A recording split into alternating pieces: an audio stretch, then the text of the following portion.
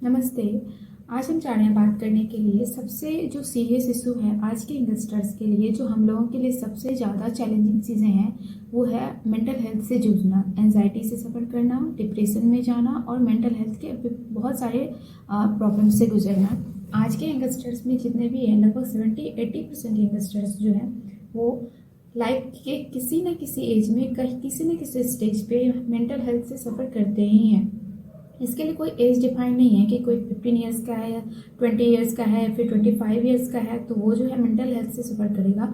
Mental health से हम कोई भी सफ़र कर सकता है, उसका अलग अलग जो है उसके रीज़न हो सकते हैं। ठीक है, यहाँ पे मैंने इसके सिम्टम्स को, इसके जो काउज है, इसके रीज़न है, जितनी भी चीज़ें हैं और इसके ट्रीटमेंट है, सबको मैंने एक जगह पे इकट्ठा लाने का कोशिश किया है और मैं बताने का कोशिश कर रही हूँ, क्योंकि इसके विविध रीज़न है। कोई भी रीज़न से मेंटल हेल्थ से प्रॉब्लम हो सकता है। और सबसे पहले तो एक मिथ है कि मेंटल हेल्थ जो है वो पागलपन है। तो सबसे पहले ये मिथ को सबसे पहले हटाना पड़ेगा हमें, कि कोई भी इंसान अगर साइकेट्रिस्ट के पास जा रहा है अपना चेकअप के लिए तो वो पागल नहीं है।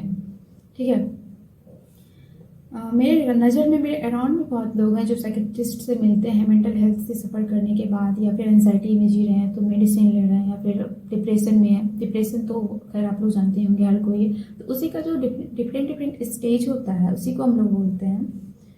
तो यहाँ पे जो है हम लोग बात करेंगे इसके सिम्टम्स का, इसके काउज का और इसके ट्रीटमेंट का, लक्षण का, कारण का और निदान का। तो सबसे पहले हम सिम्टम्स को जाते हैं बोलने के लिए। मेंटल हेल्थ इज़ नॉट पागलपन, ये मैंने आपको पहले ही बोल दिया है। सिम्टम्स के बारे में अगर हम बात करें तो सबसे पहले हम बात करते हैं इसका जो सिम्टम्स है, कि जब कोई इंसान मेंटल हेल्थ से ग्रसित है, उससे सफ़र कर रहा है, तो वो उसका सिम्टम्स क्या होगा, हम उसको कैसे देख के पहचानेंगे कि इसको जो है साइकेट्रिस्ट की ज़रूरत है, इसको जो है दिखाने की ज़रूरत है एक बार। ठीक है, तो सिम्टम्स जो इसका है, सबसे पहले तो उसका सिम्टम्स कुछ होता है कि इमोशनल चेंजेस आता है उसमें, और कुछ होता है कि बिहेवियर में चेंज आता है। तो इमोशनल जो चेंजेस आता है ना इंसान में, वो इमोशनल चेंज हम लोग जो है बाहर से उसको नहीं देख के पता कर सकते हैं कि वो मेंटल हेल्थ से ग्रसित है। ठीक है, इमोशनल चेंज में क्या होगा कि वो अंदर ही अंदर घुटता है, उसके अंदर में अजीब सा तूफान सा चलते रहता है, उथल पुथल सा मचते रहता है, तो उसको बोलते हैं हम लोग इमोशनल चेंज। ठीक है, उसमें उसको लॉनलीनेस सा लगेगा, अकेलापन लगेगा, ऐसा लगेगा जैसे उसका दुनिया में कोई है ही नहीं। ठीक है, इसके अलावा क्या होता है कि बहुत सारी चीज़ें उसके माइंड में चलती रहती हैं, बहुत कुछ चलते रहता है कि मैं अकेला हूँ, मैं क्यों हूँ इस दुनिया में, मुझे नहीं जीना चाहिए। कभी भी सुसाइड का भी आइडिया आने लगता है। तो उसके बाद जो है आपका बिहेवियर चेंज। बिहेवियर में क्या होता है कि इमोशनल के का जो बाद वाला स्टेज होता है वो बिहेवियर चेंज होता है। जब इमोशनल बहुत ज़्यादा वो अंदर से इंसान भर गया होता है ना, बहुत चीज़ें सोच सोच के, या बहुत चीज़ें उसके माइंड में चल रहा होता है, और बाद में जब दिखने लगता है लोगों को, वो बाहर आने लगती हैं चीज़ें, उसका बिहेव चेंज होने लगता है, लोगों से बात करने का तरीका चेंज होने लगता है। तो फिर उसके आसपास वाले जो होते हैं, उसके पेरेंट्स होते हैं, या फिर जो उसके ज़्यादा करीबी दोस्त होते हैं, फिर वो गैस करने लगते हैं उसमें कि नहीं, इसमें कुछ चेंजेस आ रहा है।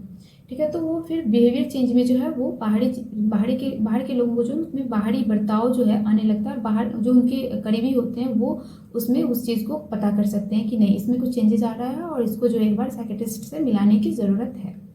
ठीक है, इसके अलावा मेनिया, बहुत सारे लोग होते हैं, बोले ना कि जो इसका सिम्टम्स होता है वो अलग अलग दिखता है, तो मेनिया बहुत सारे लोगों में हो जाता है। मेनिया इन द सेंस कि कोई भी चीज़ होता है ना, जैसे कि उन्हें लगेगा, जिसको किसी को मेनिया हो जाएगा तो उनको लगेगा कि हाथ उन्होंने धो लिया खाना खा के, उसको लगेगा कि हाथ में कुछ लगा हुआ है, फिर वापस धोने जाएंगे। बर्तन को धो लिया फिर बर्तन को धोएंगे, तो उसको मेनिया बोलेंगे। और ये डिफरेंट चीज़ों से रिलेटेड हो जाता है। कपड़ों को धो लिया फिर उसी कपड़ा को धोएंगे, कपड़ा को धो लिया तो फिर उसको जो है मतलब कोई अगर टच कर दिया वापस जाके धोना है, तो उसको मेनिया बोलते हैं। और ये भी एक तरह का दिमागी प्रॉब्लम ही है, बहुत सारे लोगों का वो ये है। ठीक है, मेरे रिलेशन में भी बहुत सारे लोगों को ये है, तो सुन लो भाई, ये भी एक दिमागी प्रॉब्लम ही है। थाट्स में परेशानी आने लगती है। ठीक है, कन्फ्यूज़न क्रिएट होने लगता है उसकी लाइफ में। उस थाट्स में परेशानी की, वो एक चीज़ सोचता है, फिर दूसरे सेकंड दूसरा चीज़ सोचेगा, फिर तीसरे आज सोचेगा कि मैं आईएएस बनूंगा, दूसरे सेकंड वो सोचेगा कि नहीं मैं डॉक्टर बनूंगा, फिर तीसरे सेकंड सोचेगा मैं एमबीए ले लेता हूँ, ठीक है, बिजनेस मैनेजमेंट कर लेता हूँ। तो उसके थॉट कन्फ्यूज़न क्रिएट होने लगता है बहुत ज़्यादा। ठीक है, थॉट्स में परेशानी आने लगती है। वो मतलब होता है ना कि एक इल्यूजन बन जाना, वो अजीब सा उसके माइंड में चलता रहता है, क्या करना, कुछ क्लियरिटी नहीं दिखती उन्हें, ठीक है, उलझन होने लगता है। उसके बाद क्या है कि घबराहट होगा उसमें, ठीक है, उसका जो एक स्टेज होता है घबराहट वाला, उसको लगेगा कि मतलब अजीब सा उसके आसपास कुछ है, या फिर उसको कुछ मारने के लिए दौड़ रहा है, कुछ इस टाइप का उसके आसपास डरने लगता है, ठीक है, डर जैसा उसका माहौल बन जाता है, उसको लगेगा कि हमेशा मेरे पीछे कुछ ना कुछ है। इसके अलावा जो है जब मानसिक प्रॉब्लम बहुत लोगों को होता है तो वो नशीले पदार्थों का सेवन करने लगते हैं, ठीक है, ड्रिंक्स करने लगेंगे, ड्रग्स के आदी हो जाएंगे, बहुत सारी चीज़ें हैं। एक्स्ट्रा सोना या ना सोना, ये मेंटल हेल्थ का बहुत क्रिटिकल इशू है। या तो इंसान बहुत ज़्यादा सोएगा, हमेशा उसको नींद ही आती रहेगी, या तो फिर वो सोएगा ही नहीं, उसको नींद ही नहीं आएगी, ठीक है। नकारात्मक विचार आना मतलब वही कि उसके माइंड में कुछ उल्टा चल रहा है कि मैं क्यों हूँ इस दुनिया में, मुझे मर जाना चाहिए, मतलब मैं धरती पर का एक बोझ हूँ, मैं पेरेंट्स के लिए बेकार हूँ, ये सारी चीज़ें आना। लोगों से दूरी बनाने लगना, खुद को बंद रखना, ये बहुत, हम लोग में से बहुत सारे लोग होंगे जो इन सबसे जो है ना रिलेट कर रहे होंगे खुद को, ठीक है। तो ये छोटा मतलब होता है ना कि छोटा इशू है, थोड़ा सा आप जो है मेंटल हेल्थ से प्रॉब्लम कर रहे हैं, जब बहुत ज़्यादा ये चीज़ हो जाएगी ना तो फिर विस्फोटक बन जाती है, ठीक है। फिर उसको जो है डॉक्टर से दिखाए बिना, दवाई लिए बिना कोई उसका जो है प्रॉब्लम सॉल्व नहीं हो सकता है। तो लोगों से दूरी बनाना स्टार्ट कर देते हैं जो मेंटल हेल्थ से सफ़र करते हैं लोग। यहाँ पे सिर्फ हम सिम्टम्स की बात कर रहे हैं, इसके बाद जो है हम लोग काउज और उसके बाद ट्रीटमेंट की बात करेंगे। तो ये सिम्टम्स हैं, तो लोगों से दूरी अगर आप बना रहे हैं, आपको लग रहा है कोई इंसान भा नहीं रहा है, आप लोग को हर इंसान अजीब सा लग रहा है कि नहीं चलो साइड में जाके बैठते हैं, तो फिर आपको सोचने की ज़रूरत है। इसके अलावा नकारात्मक विचार आ रहा है आपके माइंड में हमेशा, आत्महत्या की इच्छा बार बार हो रही है, ठीक है। ऐसा माना जाता है कि अगर किसी इंसान को आत्महत्या की इच्छा बार बार हो रही है तो वो एक ना एक दिन है ना वो अटेम्प्ट कर लेगा आत्महत्या, सुसाइड, ठीक है। तो इसीलिए जब अगर किसी इंसान को 2-3 बार आत्महत्या की इच्छा हो रही है ना, तो फिर उसको बात करना चाहिए अपने गार्जियन से, अपने जो लव्ड वंस हैं या फिर जो फ्रेंड्स हैं उनसे एक बार बात करना चाहिए। क्योंकि ऐसा मतलब रिसर्च में पाया गया है कि अगर किसी के इंसान के माइंड में जो है बार बार आत्महत्या का आ रहा है तो वो कभी ना कभी पक्का अटेम्प्ट करेगा ही करेगा। तो फोबिया मतलब डर होना, पब्लिक प्लेस से दूर भागना, लोगों से दूर भागना, कोई अगर आसपास है तो मतलब होता है ना, लोग अगर आसपास है, गैदर्ड हैं, तो वहाँ से अपने आप को साइड करना, सेपरेट करना, अकेला करना, ठीक है, उसको बोलते हैं फोबिया हो जाना। लोगों से डर होना, पब्लिक प्लेस से डर हो जाना, पब्लिक से डर होना, या अगर घर में मान के चलो घर में ही है कोई गेस्ट आया तो उससे दूर भागना, उससे जो है बात नहीं करना, ये एक फोबिया ही होता है। भूख न, ये भी मेंटल जो हेल्थ है इसी का ही एक इशू है। भूख न लगना या एक्स्ट्रा भूख लगना, बहुत ज़्यादा भूख लग रहा है, खाए जा रहे हैं, या तो फिर भूख ही नहीं लगना, भूख का मर जाना, ठीक है। खुद को आइसोलेट करना, जैसे कि पहले ही बताया मैंने, पब्लिक प्लेस से दूर भागना, फोबिया होना, आइसोलेट कर लेना खुद को, मतलब अपने आप को अलग कमरे में बंद कर लेना, खुद को साइड करके रखना, अपने भाई बहन से भी नहीं मिलना, अपने पेरेंट्स से भी ज़्यादा बात नहीं करना, तो खुद को आइसोलेट करना। तो ये सारे जो हैं सिम्टम्स ही हैं जो कि किसी भी एज के इंसान को हो सकता है। Behaviour change, emotional change, loneliness होना, सैडनेस होना, मेनिया होना, थॉट्स में परेशानी होना, उलझन होना, घबराहट होना, नकारात्मक विचार आना, अपने आप को आइसोलेट कर लेना, आत्महत्या की इच्छा होना, फोबिया होना, पब्लिक प्लेस से डर लगना, बहुत ज़्यादा नींद लगना या फिर नींद नहीं लगना, बहुत ज़्यादा भूख लगना या फिर भूख नहीं लगना, खुद को आइसोलेट करना, नकारात्मक विचार आना, एक्स्ट्रा सोना, नशीले पदार्थ का सेवन करना, ये सारे में से अगर कोई भी किसी भी चीज़ से आप सफ़र कर रहे हैं और वो चीज़ें आपके साथ बार बार हो रही है, तो प्लीज़ आपको एक बार साइकेट्रिस्ट से मिलने की ज़रूरत है, या तो फिर आपको खुद पे ध्यान देने की ज़रूरत है, क्योंकि मेंटल हेल्थ अभी के टाइम में बहुत बड़ा इशू है और इससे 70-80% लोग जो है सफ़र कर रहे हैं। तो फिर नेक्स्ट में हम लोग बात करते हैं काउस। इसके सिम्टम्स के बाद अब हम लोग बात करेंगे इसके काउस की। इसके काउस का कुछ ये तो बहुत सारे रीज़न है, लेकिन कुछ रीज़न जो है बहुत ज़्यादा इंपॉर्टेंट है, ठीक है। तो सबसे पहले रीज़न में अगर हम बात करें तो आनुवंशिकता का बात करते हैं, जो जेनेटिक्स से आता है लोगों में। मान के चलिए कि किसी के पेरेंट्स का जो माइंड है बहुत ज़्यादा चंचल टाइप का है, ठीक है, और किसी के पेरेंट्स का माइंड जो है बहुत स्लो है, बहुत धीमी सोच है उनकी, बहुत स्लो सोचते हैं और रिलैक्स्ड है।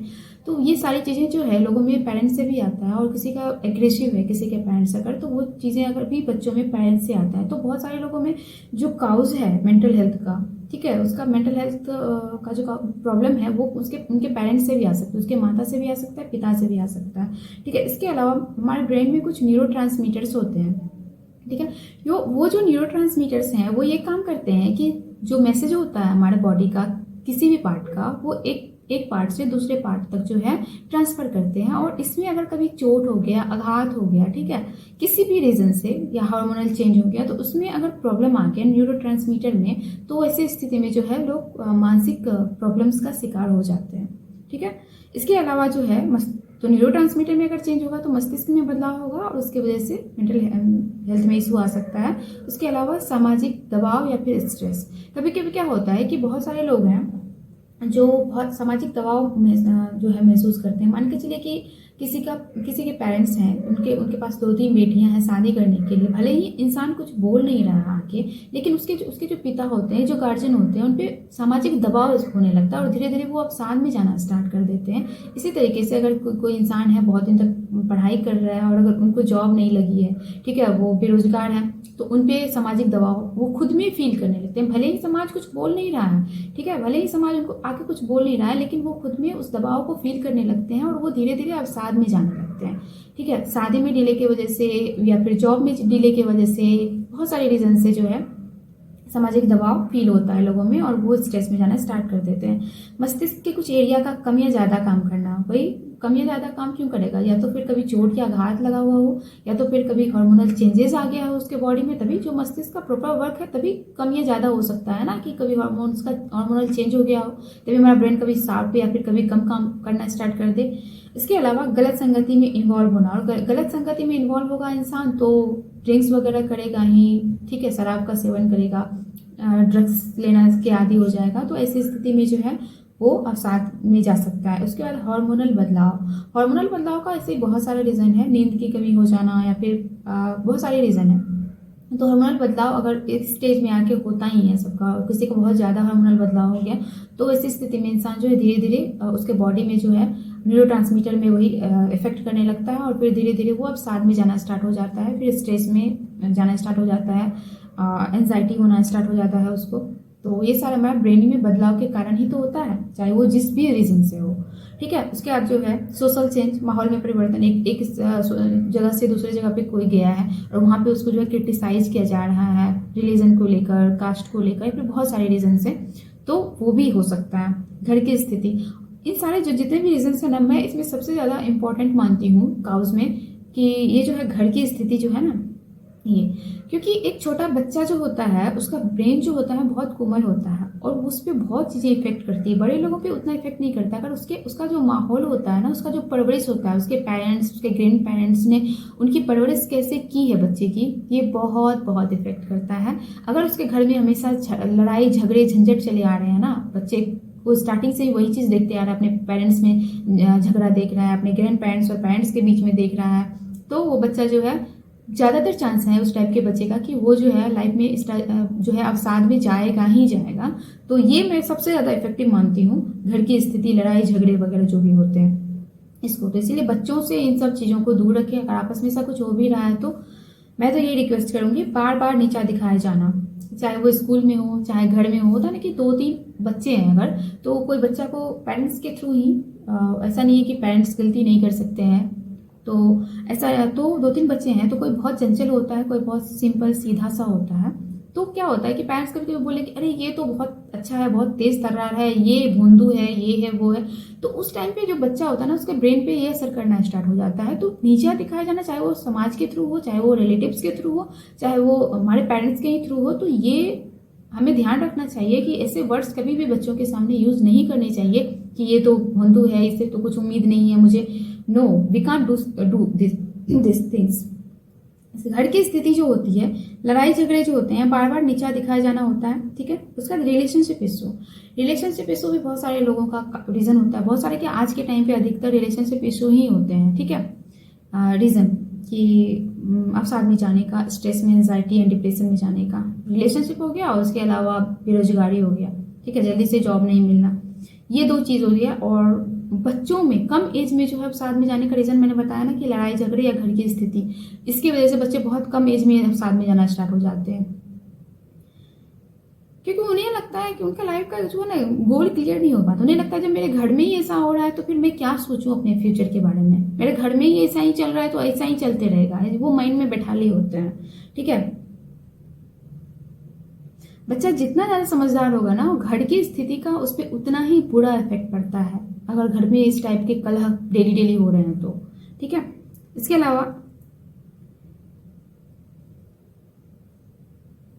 ताने, चाहे कोई भी रीजन से हो, जैसे कि आपको बताएं ताना या फिर सामाजिक दबाव या बदलाव, स्ट्रेस, ये दोनों चीज को सेम बोल सकते हैं। ताना मिल रहा है किसी भी चीज को लेकर के, चाहे आप टाइम पे जॉब नहीं मिल पाया, टाइम पे शादी नहीं हो पाई, ठीक है, कोई भी रीजन, किसी घर में, किसी के घर के पेरेंट्स के साथ क्या होता है कि किसी का जो बेटा होता है वो अपने मन से शादी कर लिया कहीं से, तो भले ही शादी कर लिया अपने मन से, पेरेंट्स खुश हैं, सब खुश है, लेकिन अगर वो वाला आदमी जो है दो चार बात बोल देगा तो फिर ऐसे में क्या होता है कि स्ट्रेस बनना शुरू हो जाता है, फिर पेरेंट्स को भी, बच्चों को भी, और धीरे धीरे जो है साथ में जाना शुरू हो जाते हैं लोग। तो सबसे पहले तो हमें अपने माइंड में ये बैठा लेना चाहिए कि अपने आसपास में कौन क्या बोल रहा है ना, उन्हें बोलने दो, हमें अपनी खुशी से मतलब होनी चाहिए।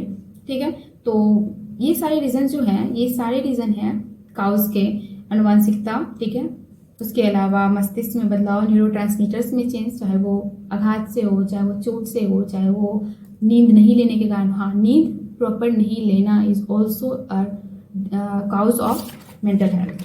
ठीक है, not a cause, it's effective cause of mental health, जो हम अपने खुद से कम कर सकते हैं। ठीक है, नींद प्रॉपर लेकर के इसको हम ओवरकम कर सकते हैं, ये हमारे हाथ में है। ठीक है, उसके बाद जो है कोई ताना मार रहा है, कोई क्या बोल रहा है, कोई क्या दबाव डाल रहा है, वो हमारे हाथ में नहीं, क्योंकि हम किसी के मुंह को नहीं बंद कर सकते हैं। लेकिन हम जो चीज़ें हमारे हाथ में है ना, जैसे नींद प्रॉपर लेना वो हमारे हाथ में है, नशे से दूर रहना वो हमारे हाथ में है, वी कैन डू दिस।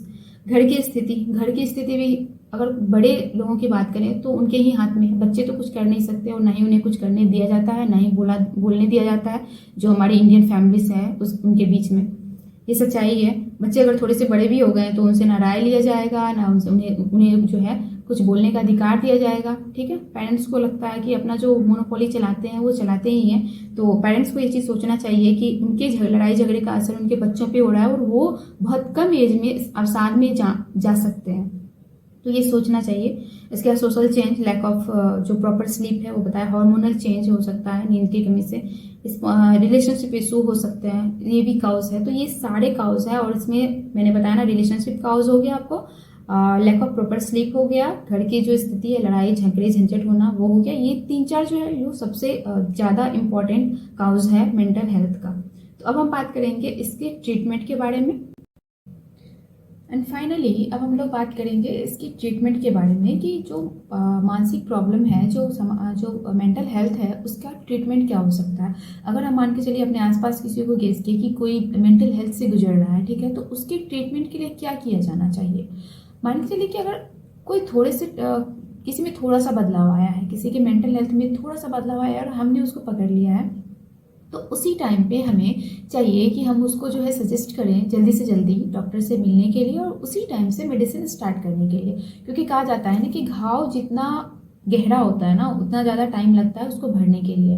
तो जैसे ही स्टार्टिंग इनिशियल स्टेज में ही डॉक्टर से दिखाना स्टार्ट कर देना चाहिए, क्योंकि ऐसा होता है ना कि और सारा चीज़, जैसे मान लीजिए कोई चोट लग गया, कहीं हमारा बोन फ्रैक्चर हो गया, ठीक है, तो वो सारी चीज़ जो है ना ठीक हो सकता है 2-4 मंथ में, 6 मंथ में। लेकिन मेंटल हेल्थ का स्थिति ऐसा है कि जितना टाइम उसको लगा है ना, मेंटल हेल्थ का प्रॉब्लम आने में उसको जितना टाइम लगा ना, उससे कहीं ज़्यादा टाइम उसको दूर करने में लगता है। ठीक है, तो मानसिक रोग विशेषज्ञ से मिलना, अगर थोड़ा सा ही में पता चला कि कोई इंसान मानसिक प्रॉब्लम से सफ़र कर रहा है, उसमें बिहेवियर चेंज दिख गया उसका, ठीक है, तो हमको तुरंत सजेस्ट करना चाहिए और तुरंत उन्हें लेकर के जाना चाहिए डॉक्टर के पास।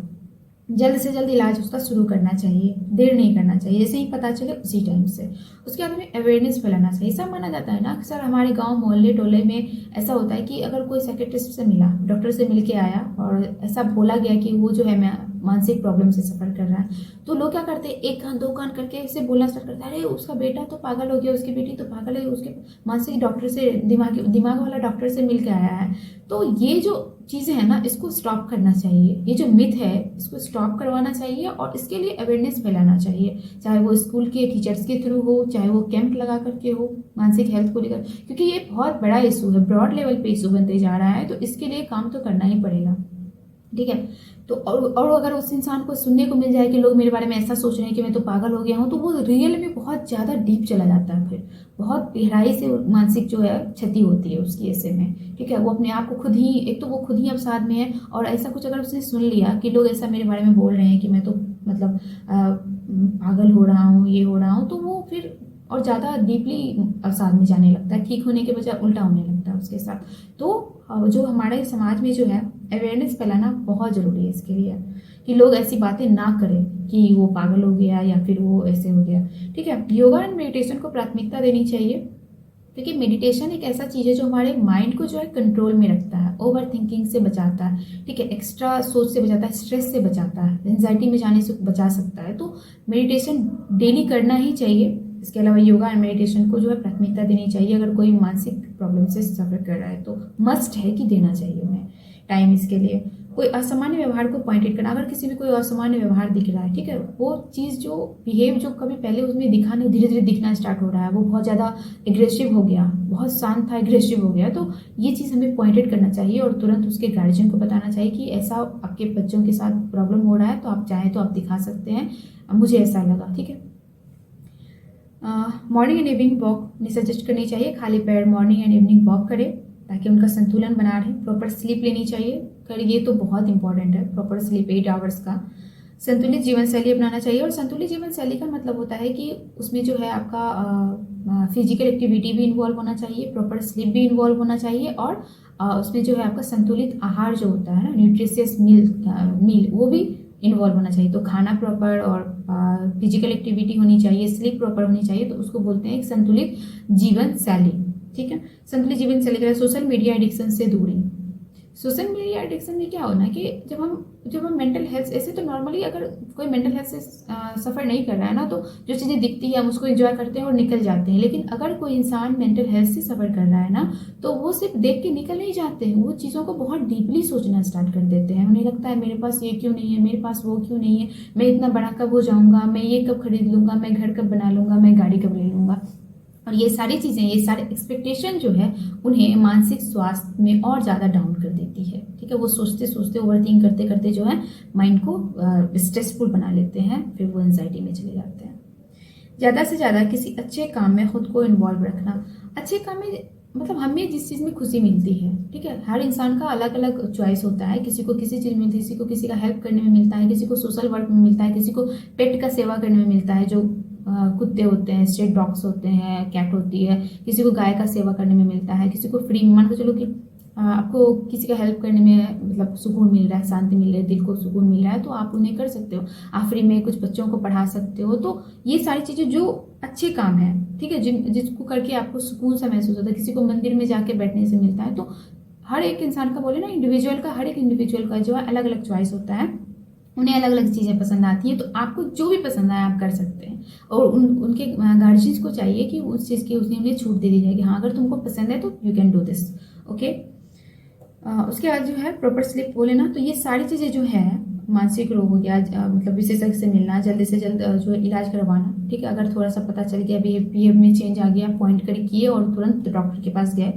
अवेयरनेस फैलाना, योगा मेडिटेशन को प्राथमिकता देना, सामान्य व्यवहार को पॉइंटेड करना, मॉर्निंग इवनिंग वॉक पे जाना, प्रॉपर स्लीप लेना, संतुलित जीवन शैली अपनाना, सोशल मीडिया एडिक्शन से खुद को दूर रखना और बच्चों को भी दूर रखना।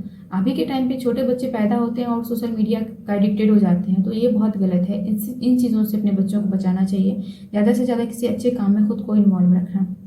ठीक है, बाकी ये सारी चीज़ें हैं इनके ट्रीटमेंट के लिए डॉक्टर से तो मिलना ही, अदरवाइज अब खुद का। इसके अलावा एक और है कि खुद को जो है नशे के सेवन से दूर रखना। बाकी ये सारी चीज़ें जो हम कर सकते हैं वो तो हमें करना ही चाहिए। मेडिटेशन करना चाहिए, खुद को नशे से दूर रखना चाहिए, अच्छी संगति करनी चाहिए कि वो हमें मतलब ना आगे बढ़ने के लिए प्रेरित करे, ना कि हमारी लाइफ को जो है ना मेसअप कर दे। ठीक है, तो इसके अलावा लोग क्या बोल रहे हैं इस पर हमें ध्यान नहीं देना है। हमारे बारे में आसपास क्या बातें हो रही है, कौन क्या बोल रहा है, उसमें आकर के हम खुद को क्यों नष्ट करें, अपने आप को क्यों जो है बेकार समझें या फिर ऐसा कुछ। कौन क्या बोला, क्योंकि बोलने वाले तो ऐसे ही बोलते हैं। We are not responsible for the people who are talking और talking about us, we are only responsible for our happiness. तो हमें खुद को खुश रखना है, ना कि अपने आसपास के लोगों को। सो हमें इग्नोर करनी चाहिए उन्हें, और हमें हमारे मेंटल हेल्थ का ध्यान रखना चाहिए और हमारे परिवार के मेंटल हेल्थ का भी ध्यान रखना चाहिए। और ये जो इशू आज के टाइम पे बनते जा रहा है, इससे खुद को बचा के रखना चाहिए। ऐसे मैं आपको एक स्टोरी बताऊंगी नेक्स्ट में कि एक टाइम था जब मैं भी थोड़ा थोड़ा मेंटल हेल्थ से ग्रसित हो गई थी, तो उसका स्टोरी मैं आपको बाद में बताऊंगी। कभी अगर टाइम मिलेगा तो ज़रूर बताऊंगी। और उस टाइम पे मैंने कैसे खुद को बहुत इनिशियल स्टेज से वापस कर लिया, खुद की हिम्मत से, तो बताऊंगी अगर कोई टाइम मिलेगा तो। लेकिन ये बहुत ही इंपॉर्टेंट पॉइंट था जिसे मैं आप लोग को बताना चाह रही थी बहुत दिनों से, तो आज ये कंप्लीट